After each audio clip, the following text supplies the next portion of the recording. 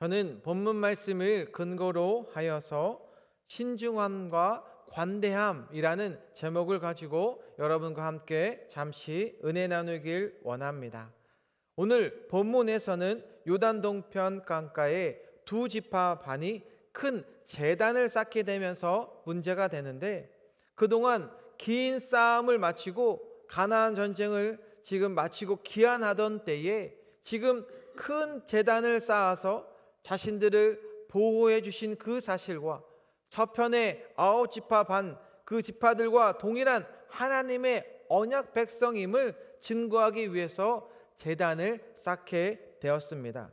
그러자 서편에 있는 이 9지파 반에 오해를 사게 되는데, 오늘 본문 10절 말씀을 보시면 르우벤 자손과 갓 자손과 므낫셋 반 지파가 가나안 땅 요단 언덕가에 이르자 거기서 요단가에 제단을 쌓았는데 보기에 큰 제단이었더라. 아멘.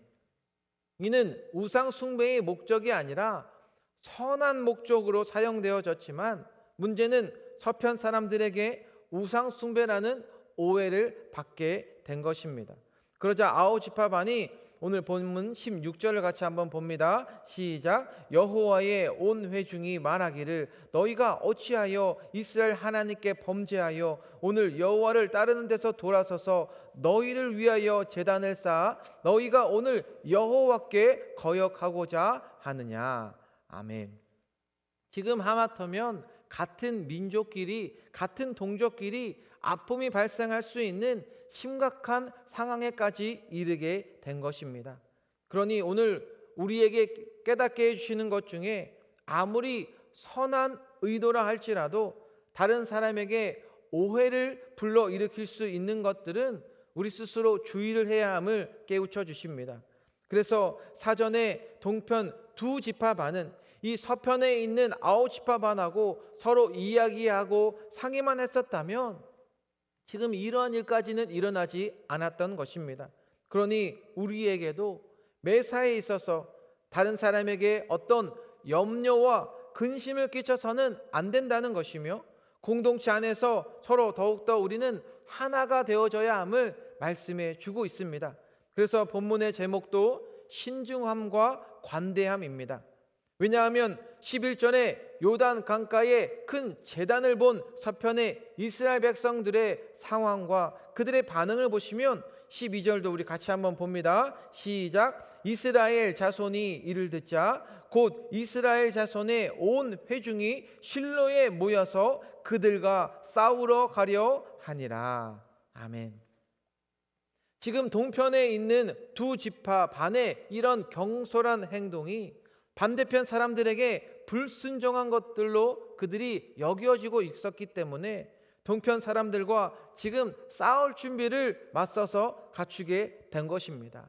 사랑하는 여러분, 오늘날 우리에게도 다른 사람의 행동, 그분의 언어를 통해서 내 스스로 여유를 가지지 못하고 인내심을 가지지 못하고 지금 당장 내 뜻에 맞지 않으니까 상대방을 섣불리 정죄하고 판단하고 내 마음대로 하는 이런 경솔한 행동은 상대방뿐만 아니라 이 하나님의 공동체를 힘들게 만들어 버릴 수도 있다는 것입니다.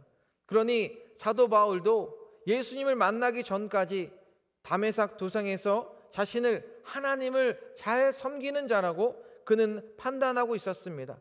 자기 자신 혼자 자가진단을 하며 얼마나 불쌍한 인생이었습니까? 하나님을 잘 섬기는 자였는데 예수님을 믿는 자들을 핍박하고 어렵게 하고 있으니 예수님을 만나기 이전에 이렇게 비참한 인생이었던 것을 여러분들이 잘 아실 것입니다.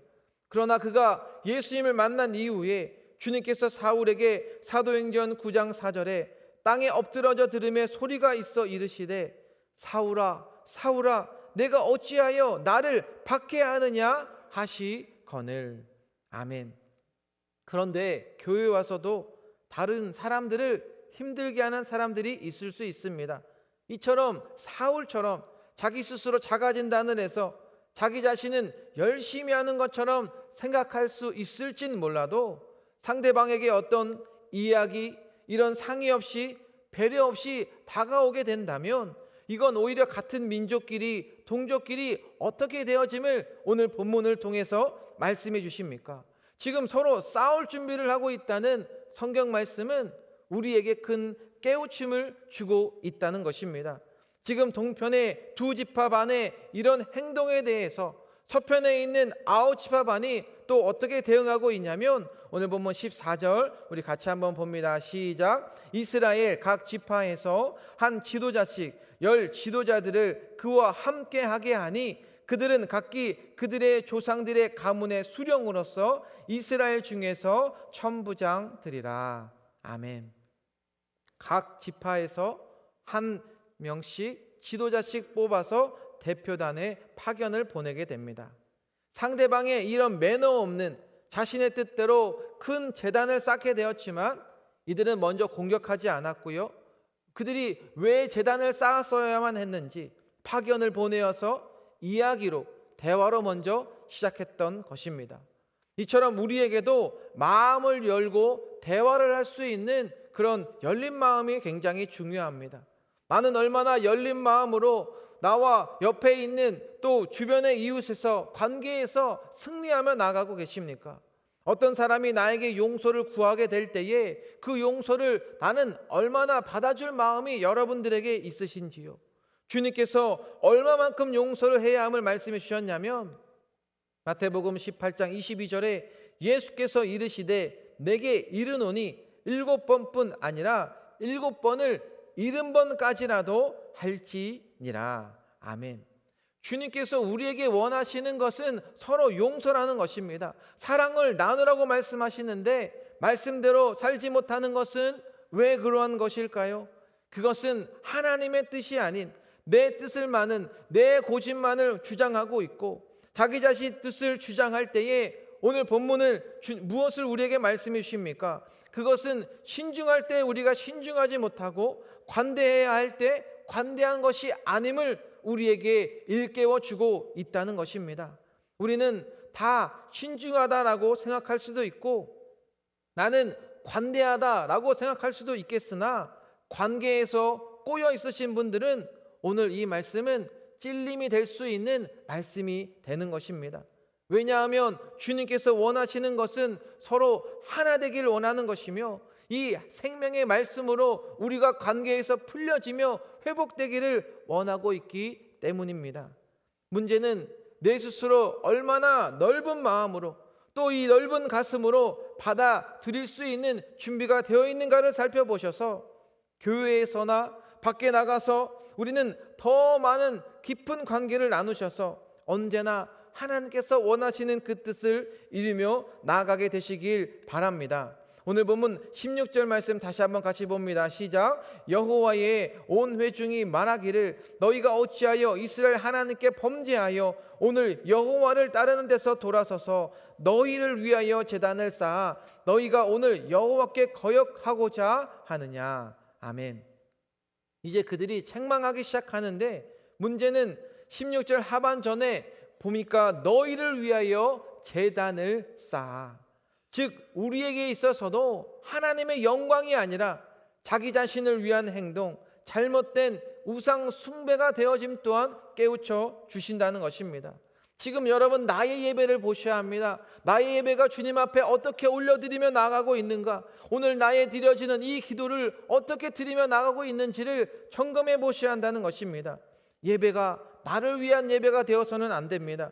오늘 이 설교 메시지가 좋았는지 안 좋았는지 그것이 여러분 중요하겠습니까? 안 중요하겠습니까? 물론 중요합니다. 이 메시지가 중요합니다. 그러나 그러기 전에 지금 나의 예배가 하나님 앞에 기쁨으로 올려드리며 나가고 있는가? 그것을 점검해 보셔야 한다는 것입니다. 오늘 내가 주님 앞에 드려지는 나의 기도 어떻게 눈물로 드려지는 이 새벽 기도를 깨워서 어떻게 드리며 나가고 있는가? 여러분에게 주신 그 사명 나에게 보여주신 그 영혼에 대한 어떻게 간절한 마음으로 부르시며 나아가고 있는가? 여러분 오늘 이 예배, 오늘 나의 부르짖는 나의 기도 주님께서 받으시는 그러한 믿음의 고백이 다 되시길 주님의 이름으로 축원드립니다. 이제 본문에서 이스라엘 백성들의 과거의 잘못을 들추어내면서 그들에게 이야기하기 시작합니다. 17절에는 부원의 죄악으로 말미암아 그들이 말씀을 듣지 않고 음행하고 성적으로 타락하고 우상 숭배했던 이전의 결과 2만 4천 명이 전염병으로 죽게 된 것을 이야기합니다. 또 뿐만 아니라 오늘 본문 20절에는 아간의 범죄를 다시 그들에게 상기시키는데, 난곡불랑이었던 여리고 성도 너희들이 무너뜨린 이스라엘 백성들이었지만 한 사람의 아간의 범죄로 말미암아 쉽게 이길 줄 알았던 아이성 전투에서 큰 교훈, 패배의 경험을 그들은 경험하게 됩니다. 이처럼 공동체에서 한 사람의 죄가 이만큼 우리의 공동체를 힘들게 한다는 것이 오늘 여러분 기억하셔야 합니다. 그러니 우리에게 대화가 서로에게 필요한 부분들이 있다면 서로 대화를 진중히 나누셔서, 처음에는 신중함에 대해서 말씀해 주셨고, 두 번째는 나는 얼마나 관대한 사람이 되어야 하는지를 깨우쳐 주고 있다는 것입니다. 어느 한쪽을 그냥 딱 맞고 이야기하는 것이 아니라 여러분들이 열린 마음으로, 예수 그리스도의 마음으로 다른 사람이 변하기 전에 내가 먼저 노력해야 하는 부분이라면 그것이 오늘 실전적인 관대함으로 우리에게 주시는 메시지라는 것입니다. 왜냐하면 여러분, 사랑하는 부부가 사랑하게 되면 우리 아내와 남편이 배려하게 되고 서로 이해하는 부분들이 생기게 되기 때문입니다. 그래서 우리도 예수님의 그 사랑을 알기 때문에, 일반적인 십자가의 사랑의 은혜를 받았기 때문에 나에게 있어서 이 십자가적 희생적 사랑을 얼마만큼 관대함으로 나눌 수 있는가? 오늘 결론의 메시지입니다. 신중하지만 관대함이 없다. 관대함은 있지만 신중하지 않다. 이러한 것이 아니라 우리는 오늘 말씀해 주시는 이 신중함과 또 관대함의 이 밸런스를 잘 맞춰서 최대한 내가 얼마나 오늘도 주님 앞에 엎드려 십자가의 은혜로 낮아질 수 있겠는가? 이것이 오늘 여러분 작은 기적의 고백이 아니겠습니까? 하나님, 오늘도 내가 예수 그리스도의 이름으로 하나님의 뜻대로 내가 겸손히 낮아지기를 원합니다. 실제로 낮아지는 것 같은 우리의 인생이지만 낮아졌을 때 우리는 더욱더 주님께서 강건케 하여 주시고 실제로는 주님께서 여러분들을 높여주고 있다는 사실인 것이죠. 그래서 오늘날 우리에게 필요한 것, 서로 관심과 배려, 항상 다른 사람들을 믿음으로 일으켜 세워주시고 올바른 길로 인도하며 나아가는 여러분들 되시길 바랍니다. 오늘 본문 19절 말씀 읽고 정리합니다. 함께 봅니다. 시작. 그런데 너희의 소유지가 만일 깨끗하지 아니하거든 여호와의 성막에 있는 여호와의 소유지로 건너와 우리 중에서 소유지를 나누어 가질 것이니라. 오직 우리 하나님 여호와의 제단 위에 다른 제단을 쌓음으로 여호와를 거역하지 말며 우리에게도 거역하지 말라. 아멘. 우리 중에서 소유지를 나누어 가질 것이니라. 아멘.